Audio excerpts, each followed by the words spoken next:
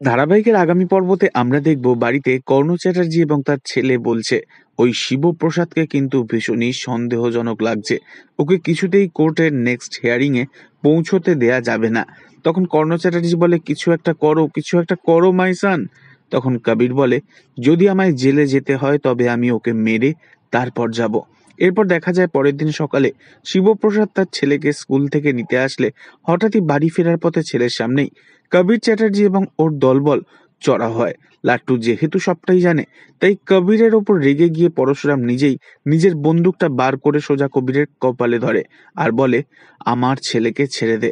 আমি জানি একটা প্রেস করলেই তুই এই মুহূর্তে শেষ হয়ে যাবি, কিন্তু আমি তো তা চাই না ছুঁচো মেরে হাত গন্ধ করতে। তাই তুই যাতে সঠিক সময় কোর্টে উপস্থিত হতে পারিস সেই ব্যবস্থাই এবার আমি করব। এই বলেই কবিরকে তুলে নিয়ে যায় শিবপ্রসাদের দলবল, যাতে কবির চ্যাটার্জি কর্ণ চ্যাটার্জিকে বলতে না পারে শিবপ্রসাদই হলো আসলে পরশুরাম। তাই এবার আগামী দিনে কোর্টে হতে চলেছে বিরাট বড় ধামাকা। কি হবে যখন কর্ণ চ্যাটার্জি সবটা জানতে পারবে আর কবিরের আবারও জেল হবে। পরবর্তী আপডেট জানতে অবশ্যই সাবস্ক্রাইব করে রাখবেন। ধন্যবাদ।